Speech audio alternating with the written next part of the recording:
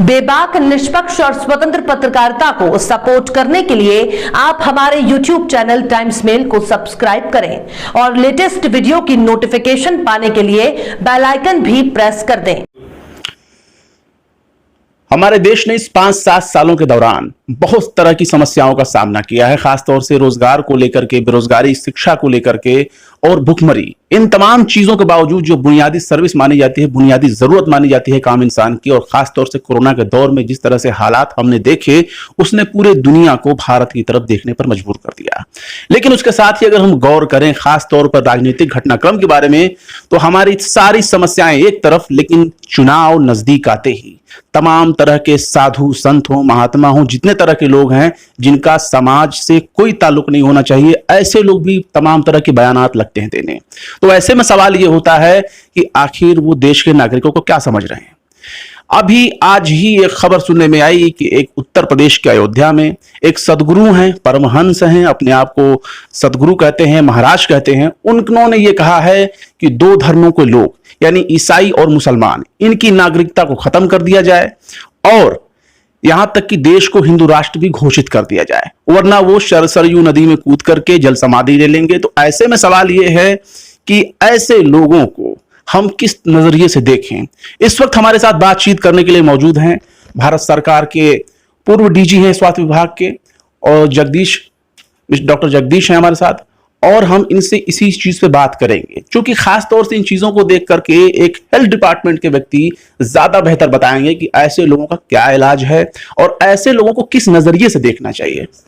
Doctor साहब, क्या देखते हैं आप जब इस तरह के बयानात आते हैं? मतलब हेल्थ है हमारे पास, शिक्षा है, बेरोजगारी है, ये नेताजी लोग या जो संत महात्मा टाइप के लोग हैं, ये स्वास्थ्य के लिए भी तो जल समाधि ले सकते थे। जो मर गए कोरोना से, उन लोगों के लिए भी जल समाधि ले सकते थे। हिंदू मुसलमान, ये कुछ समझ में नहीं आ रहा। आप क्या किस नजरिए से देखते हैं ऐसे लोगों को? इनकी आई थिंक मानसिकता इनका ठीक नहीं है, और ऐसे लोगों को इमीडिएटली साइकेट्रिक सरकार को चाहिए कि साइकेट्रिक अस्पताल में ले जा करके इनको चेकअप कराएं, क्योंकि हो सकता है कि कुछ और ना कर बैठें, क्योंकि इनकी मानसिक हालत बहुत गंभीर है। जो इस तरह के बात कर रहे हैं, नॉर्मल आदमी ऐसा बात नहीं कर सकता। तो अब नॉर्मलिटी इनके माइंड में है, साइकिक मतलब it is illness, it is some sort of illness. Normal आदमी नहीं बोल सकता इस तरह से। अच्छा, अगर देखा जाए खासतौर से उत्तर प्रदेश में चुनाव भी चूंकि आ रहा है, नजदीक आ रहा है, तो अगर हम लोग देखते हैं खासतौर से चुनाव को नजदीक में, तो इस तरह के धर्म, जाति, बिरादरी, मसलक, मजहब, इन तमाम चीजों को लेकर के नेता जो है बोलते हैं, जबकि उनकी जिम्मेदारी है कि बुनियादी चीजों को उठाएं। तो कैसे देखते हैं, चूंकि आप एक समाज सेवा से भी जुड़े रहे हैं, लोगों की हेल्प मदद भी करते हैं खासतौर से उत्तर भारत में, तो ऐसे आप किस नजरिए से देख रहे हैं ऐसे लोगों की मानसिकता जो बुनियादी मुद्दों से हट करके यहाँ वहां की बातें करते हैं? ये हो सकता है कि उससे बुलाया गया हो, उनसे बुलवाया गया हो, और या मतलब एक हिंदू, मुस्लिम, सिख की बातें जानबूझ करके माइनॉरिटी की बात किया गया हो, क्योंकि आपको ये मालूम है कि उत्तर प्रदेश के इलेक्शन आ रहा है, जिसमें बीजेपी कहते हैं हमेशा कि मैं मुस्लिम को अपना वोटर नहीं समझता। मतलब क्या मुस्लिम को अपना देश का नागरिक नहीं समझती है? तब ऐसे मानसिकता के लोग हैं हमारे देश में, जो कि बहुत दुख की बात है। इट इज़ वेरी पेनफुल कि हमारे देश में अभी तक लोग पढ़ लिख करके भी अशिक्षित हैं। पढ़ने के नाम पर कि किताब तो पढ़ लिया, डॉक्टर बन गया, इंजीनियर बन गया, आईएएस बन गया, आईपीएस बन गया, अच्छे अच्छे पॉलिटिशियन बन गए, इकोनॉमिस्ट बन गए। लेकिन मैं तो हर आदमी को, हर मानव को समझता हूँ कि अगर तुम्हारे मन में जरा सा भी कास्ट और रिलीजन को लेकर के अगर कोई बात आती है और उसके बेसिस पर तुम किसी से नफरत या प्यार करते हो उसके कारण, तो इसका मतलब कि तुम शिक्षित नहीं हो। क्योंकि किसी भी आदमी का धर्म और रिलीजन उसके पैदा होने से हो जाता है, वो गलत बात है। अच्छा, एक चीज हम लोग और गौर करते हैं, नेता भी ऐसे वैसे नहीं है, मतलब कि अपने आप को कहेंगे कि हमने बहुत शिक्षित हैं, खासतौर से वो अपने एमपी हैं, एमएलए हैं, तमाम एमएलसी हैं, कई ओहदों पर हैं, लेकिन जब आप उनकी बातें सुनेंगे तो कोई कहता है गोबर पोत लो कोविड ठीक हो जाएगा, कोई कहता है गोबर खा लो, कोई कहता है गौमूत्र पी लो, जबकि कोई वैज्ञानिक आधार हम देखने में नहीं आते इन चीजों को। तो बाबा साहब अम्बेडकर की भी एक उनकी प्रस्तावना रही है कि हम देश को इतना शिक्षित करें कि उनको वैज्ञानिक सोच की तरफ आगे बढ़ाएं। तो हमारा देश जो है वो किस तरफ जा रहा है? क्या विज्ञान की तरफ जा रहा है या उसको जबरदस्ती पतन की तरफ ले जाया जा रहा है? ये जबरदस्ती पतन की ओर ले जा रहा है, पतन की ओर ले जा रहे हैं राजनीतिक लोग। और इस तरह की बात जो कहते हैं कि गौमूत्र गोबर लगा लेना, इस तरह की जो बात करते हैं और कहते हैं कि भगवान को या अल्लाह को या ईश्वर को या क्रिश्चियन में जो भी बोलते हैं ईसा मसीह को, इस तरह की बातों को लो करके हमारे जो ज़्यादा 60-70% लोग जो हैं अनपढ़ लोग हैं। अनपढ़ लोग हैं मतलब विश्वास कर लेते हैं, ये जिसको कहते हैं अंधविश्वास। तो ये अंधविश्वास, ऐसे नेता को, सरकार को चाहिए कि इमीडिएटली ऐसे नेता को बंद कर देना चाहिए। और अगर वो कोई मेंबर ऑफ पार्लियामेंट है तो उनकी सदस्यता को खत्म कर देना चाहिए। ये मेरा सरकार से आग्रह है और स्पीकर से भी आग्रह है कि कोई भी अगर इस तरह की बातें करता है जो कि अवैज्ञानिक है, हो नहीं सकता, इम्पॉसिबल बात है। हम ये नहीं कि हम आयुर्वेद आयुष पर बिलीव नहीं करते। हम एक ऐसा DGHS रहे हैं, director general of health service, कि मैंने आयुष को क्रोनिक डिजीज के लिए मैंने यूज किया है, जिससे डायबिटिक, हाइपरटेंशन, लेकिन उसकी एक लिमिटेशन, उसका एक सिस्टम है। लेकिन इस तरह का बोलना कि गौमूत्र से ये ठीक हो जाएगा और गोबर से ये ठीक हो जाएगा, इस तरह की बातें करने वाले लोगों का मैं नहीं समझता हूँ कि लोग, अब प्रॉब्लम हमारे देश में इतना है कि हमारे देश के लोग जल्दी विश्वास कर लेते हैं। अब सोचते हैं कि अगर हम 5 बार मंदिर में जाएंगे तो हमारा ये कामना पूरा हो जाएगा, अगर अल्लाह का नाम लेंगे तो पूरा हो जाएगा। मतलब इस तरह की बातें लोगों के दिमाग में है, जो कि एक अंधविश्वास है। ये अंधविश्वास की जो बढ़ावा जा रहा है, ये हमारे लोगों को पतन की ओर ले जा रहा है। इस तरह की कोई भी बातें हमारे देश में होती है, इसका मतलब कि वो नहीं चाहता है, वो आदमी नहीं चाहता है। जब देश के सर्वोच्च नेता ही तमाम तरह की बातें कहें, जैसे कि हमारे खुद प्रधानमंत्री ने कहा कि भाई थाली बजाओ, घंटी बजाओ, ये करो वो करो, तो अब एक सवाल होता है कि जो हमारा जो मेन केंद्रीय नेतृत्व है, भाई देश के प्रधानमंत्री हैं, पूरी दुनिया ने कोविड को एक बीमारी की तरह देखा, उसके इलाज में लग गए। हमारे यहाँ ट्रायल भी बहुत बाद में शुरू हुए, नतीजे भी बहुत बाद में आए, उसके इफेक्ट भी बहुत देखने में आए, फिर थर्ड वेव की बात की जा रही है। तो कोविड को लेकर के किस नजरिए से देखते हैं? क्या भारत उभर पाएगा? सरकार कह रही कि हम जो है दिसंबर तक पूरे देश को जो है वैक्सीनेट कर देंगे, और जिस जो रफ्तार खुल के सामने आ रही, पता चल रहा है कि उसमें भी धांधली हुई है।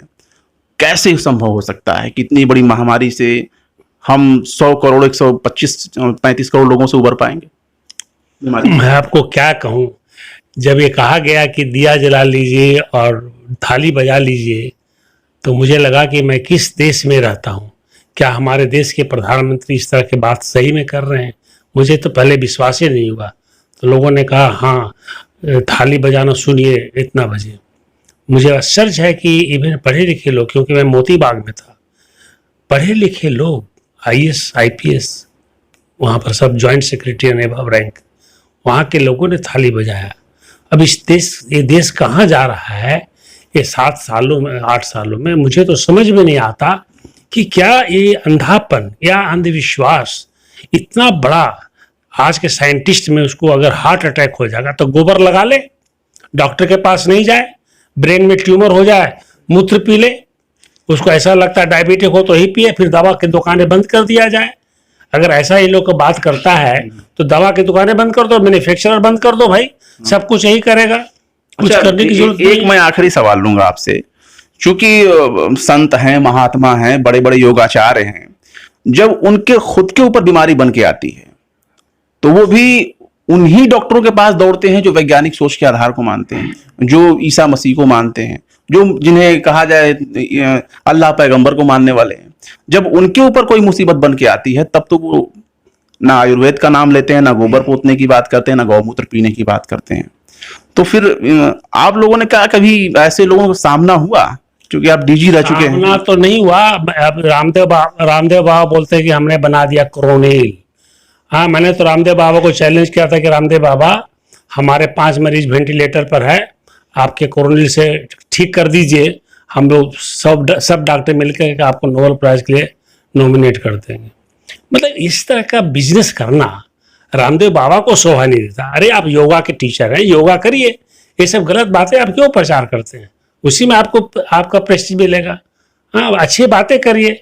आप साधु संत हैं, साधु संत ये बताइए कि आदमी मानव में एक दूसरे में अंतर नहीं होता है, सब मिलजुल के रहो, सब में एक ही तरह का खून होता है, ए बी ओ यही ग्रुप ब्लड ग्रुप है। आप ये देखिए कि मैं डॉक्टर हूं, मैं बोलता हूं सभी को कि भाई तुम जब बीमार पड़ते हो, तुमको खून की जरूरत होती है, तो तुमने कभी पूछा कि पिछड़ा जाति का है, हिंदू का है, शेड्यूल कास्ट का है, शेड्यूल ट्राइब का है, मुस्लिम का ब्लड चढ़ा रहे हो, किसके ब्लड चढ़ा रहे हो? कभी पूछा तुम लोगों ने? नहीं पूछा। तो ऐसे जब नहीं पूछ रहे, जब उसका ब्लड तुम्हारे खून में जा सकता है, जिसके कारण तुम जिंदा हो, तो ये रिलीजन और कास्ट की बात कहां से आती है? मतलब क्यों ऐसा सोच है? मुझे बड़ा दुख लगता है कि ऐसे सोच के लोग हमारे देश में हैं। मुझे बहुत बहुत ही तकलीफ होता है भीतर से। और आई थिंक हम सरकार से रिक्वेस्ट करेंगे कि इस पर इमीडिएटली जो भी आप वैज्ञानिक बात करें उस पर एक्शन किया जाए। कि आप वैज्ञानिक बात को एडवर्टाइज जो टीवी या मीडिया करता है कि वो बंदे वहां पर चढ़ाया जा रहा है इतना फूल माला, ये सब को बंद किया जाए। हमारे लोग और अनपढ़ हो जाएंगे, हमारे लोग का विकास और कम हो जाएगा। जी बिल्कुल बिल्कुल। तो ये थे डॉक्टर जगदीश प्रसाद, जो भारत सरकार के स्वास्थ्य विभाग के पूर्व डीजी रह चुके हैं। तो एक कहावत है ना कि मसलहत आमेज होते हैं सियासत के कदम, तू न समझेगा सियासत अभी नादान है। तो इसका कहने का मकसद ये है, मतलब ये है कि खास तौर से जो साधु हैं, संत हैं, महात्मा हैं, उनको मोह माया, लालच, ईर्ष्या, नफरत, इन सब से तो दूर होना चाहिए। उनको तो कोई मतलब ही नहीं होनी चाहिए। लेकिन जब राजनीतिक बयान आते हैं तो उनको राजनीतिक नजरिए से ही देखना पड़ेगा।